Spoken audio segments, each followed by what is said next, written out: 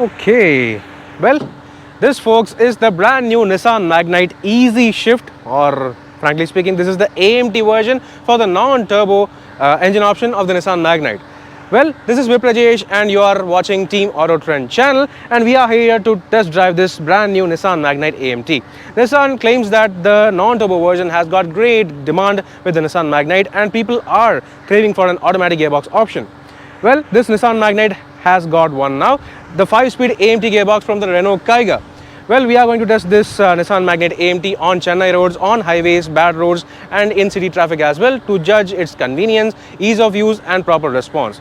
Well, let's get inside, but before that, please make sure to subscribe to our channel as we provide detailed reviews of all variants of all cars along with regular news updates. It is your support that keeps us motivated, so please don't forget to like and share this video. Best of all, you can also follow us on Facebook, Instagram and Twitter as well. Let's get on with the drive review, shall we? But before that, let's take a look at the specifications and exterior-interior highlights.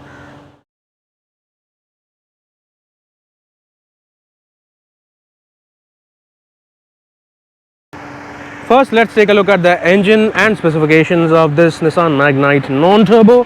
And this here is the 1-litre 3-cylinder non-turbo petrol engine, similar to the one seen under the bonnet of the Renault Kaiga non-turbo as well as the Renault Triber. So this engine produces 72 PS maximum power and 96 Nm of maximum torque through a 5-speed manual transmission. And they have also introduced this brand new 5-speed AMT now. So this AMT aims to provide better convenience for city users especially. Maximum mileage can be claimed up to 18 or 19 km per litre depending on the usage, and this engine is not especially a very refined or silent engine as you can clearly see. But the good thing regarding the Nissan Magnite is that it has got proper 4-star global NCAP crash test rating now, which means it can be claimed as one among the safer subcompact SUVs in this category when compared to some brand new rivals such as the Hyundai Extra as well. Now regarding the exteriors, there is no change at all. This is the top level XV Premium, which provides you LED headlamps, LED turn indicators, LED DRLs along with LED front fog lamps. You also get chrome highlights at the front with this massive signature Nissan grille. You also get these nice looking 16-inch alloy wheels from the XV variant itself, and you get chrome finished door handles and all along with the chrome finished window line, which look properly nice and premium for this vehicle's size. This car is essentially 4 meters in length, but in some angles it looks actually bigger and nicer. Then you don't get electric sunroof even on the top spec variant. However, you get these roof rails from the mid-level XL variant onwards along with a shark fin antenna at the rear. The biggest plus point of the Nissan Magnite is that all variants get rear windshield wiper along with washer, which is a nice good thing in terms of safety. The rear fascia is actually quite nice, similar to some other global premium Nissan SUVs. These are not LEDs, but still they look quite like LEDs. This Easy Shift gets a new separate Easy Shift logo on the right side corner of the tailgate, whereas as usual there is the Magnite logo at the center. You get a reverse parking camera from the XV variant onwards. However, this XV Premium also adds 360-degree surround view camera system with the cameras mounted under the ORVMs and right on the front grille as well. Yeah, you get the camera over here right under the Nissan logo. So these are all the exterior highlights. Let's now quickly get inside the cabin. So the cabin also remains vastly exactly the same as before. The top level variants get you a single black tone interior, an all black interior with rather good level of features. The front seats are as usual very comfortable, large and supportive. From the XL variant onwards, you also get height adjustable driver's seat, and you also get the nice looking leather wrap steering wheel, which is really nice and good to hold. You also get tilt adjustable steering wheel available as standard across all variants, whereas even on the top variant of the Nissan Magnite, however, you don't get cruise control and you also don't get auto headlamps and wipers, but still you get this rather premium and nice looking high quality fully digital instrument cluster, which also provides you tire pressure monitoring system. I'll show you that so you can take a look at the graphics, which is really nice and premium.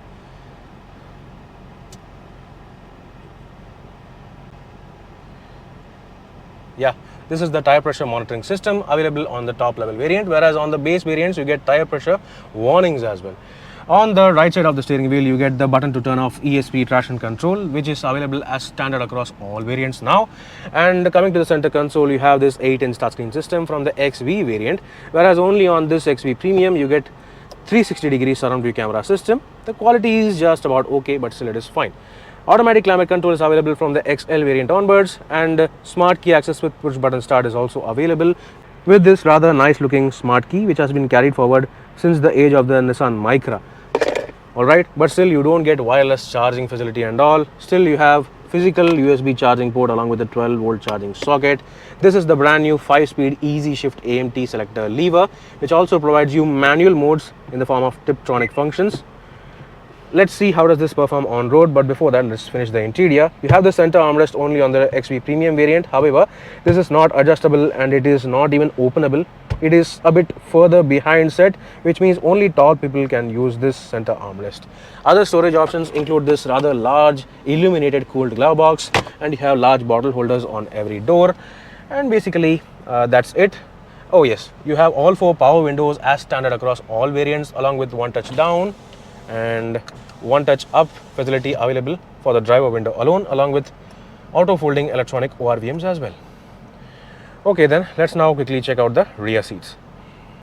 Next, taking a look at the rear seats, the biggest plus point of the Nissan Magnite is that irrespective of whatever variant you choose, you get 2 individual adjustable headrests available as standard. And right from the XL variant onwards, you also get 60-40 split folding rear seats, along with this rather comfy and nice convenient center armrest. That is also good.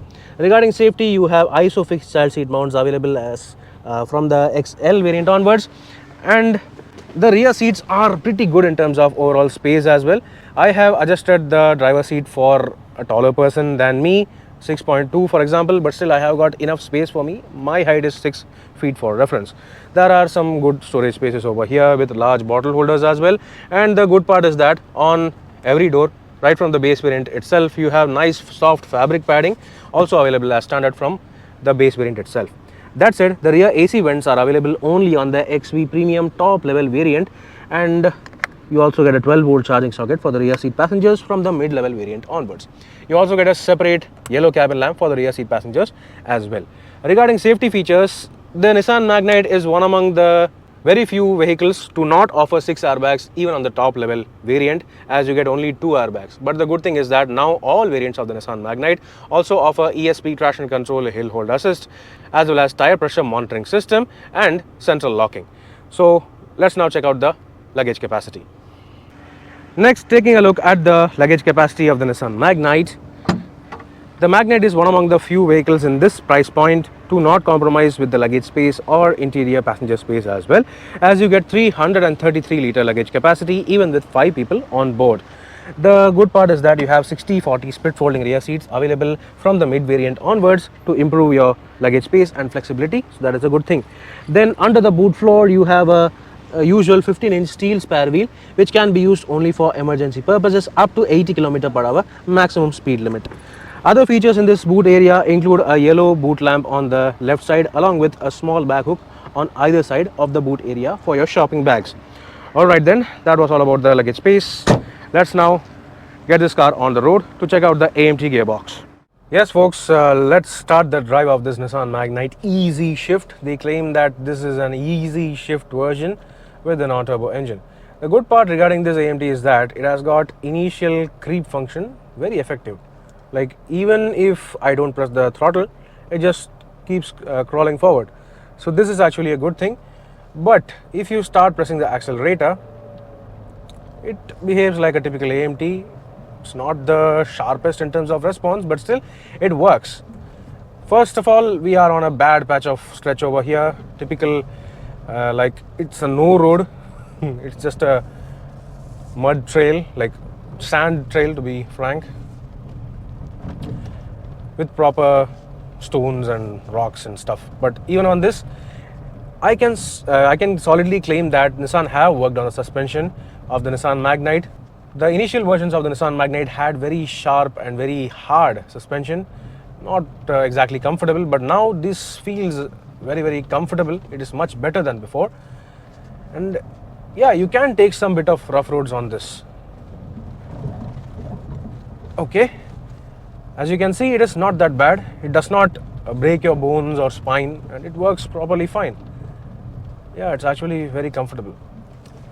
On such bad patches of roads, the engine response is pretty good. I am right now crawling in second gear as the instrument cluster is showing, but still even in second gear this can do such mild off-roading because the ground clearance is good. You get more than 200 mm of ground clearance available across all variants with 16-inch wheels. So yes, you can do some good level of mild off-roading without breaking your spine, that is. Alright then, let's now get on to the highway. This is the Chennai Pondicherry highway, and yes, on such slopes the hill hold works perfectly fine. Even if you leave the brakes, you get 2-3 seconds of hill hold assist, and even if you leave it after that, there is some mild AMT based hill hold assist. Alright then, putting my foot down, yeah, in third gear it just revs nuts. Yeah, it's okay, but you can typically feel the gear shifts. There is that significant bit of head nod, which is quite obvious because this is an AMT. But the good thing is that, yeah, it is a bit okay in terms of response if you properly push the throttle. But if you do some mild throttle input, let's see how does that work. Now let's take a U-turn and see the auto centering of the steering wheel. Yeah, it's okay, but not as fast as I expected, but still it is alright. Yeah, okay, throttling a bit. I'm reaching now 50. So if you are driving in moderate city traffic, this is where this AMT kind of feels a bit confused. Say for example, if I am doing 60 km/h in fifth gear now, and if I want to accelerate or overtake the vehicle forward, and if I put my foot down, it takes 2 seconds to shift. Yeah, it just thinks for a couple seconds and then responds. Now if I want to say get that same response again, it behaves a bit differently. Let's just reduce the speed a bit and again do the same thing. Yeah, this time it's taking 3 seconds. I don't know why it is doing that, but this AMT is best driven relaxed without any say intention to overtake quickly. So if you are doing any overtakes, better do it on such 4-lane highways or very free roads. You have to plan overtakes. Apart from that, if you are cruising, this is perfectly fine. Similar to the regular manual Nissan non-turbo Magnite, it feels okay at speeds such as 75 km/h. Even at 80 it is fine. But the only thing is that the revs are a bit higher than expected. I am doing currently 78 km/h, but the revs are around 2300 RPM. Yeah, that is a bit higher than some other cars, even in fifth gear. But still, I think it's alright. It's okay because predominantly the people who buy this AMT are going to be using this car in the city only. So for them, it is perfectly alright. The cabin insulation is okay from the exterior noise, but there is a significant bit of road noise coming from the tires.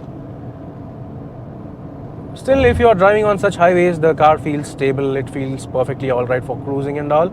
I would not recommend you to say rev the nuts out of this engine because this is not exactly a very powerful engine, and just improving the throttle response will just give you a lot of noise. Only after that you get some bit of engine response. Like for example, I'm doing 90 km/h now, and if there is a good level of response from the AMT. For an AMT, this is good. Like it immediately downshifts a bit. Braking is fine. Braking is perfectly fine. You get nice, good feedback. But this is not the best. Yeah, as you can see, downshifts sometimes can take a bit longer than expected. Yeah, I'm right now doing 95, 96. Yeah, there is good level of response from the engine, but the engine is currently running around 3000 RPM at 100 km/h in fifth gear. So it is not exactly going to be fuel efficient if you are driving like this. But if you are driving in a relaxed manner up to 80 km/h, this is going to be efficient as well as relaxing as well. Yep, so that's how the AMT performs. In city, it's going to be perfectly alright for relaxed driving habits. But if you are, say, expecting a bit more than that, it's not going to be sufficient for you. Alright then, let's now conclude the drive review of this Nissan Magnite Easy Shift non-turbo AMT.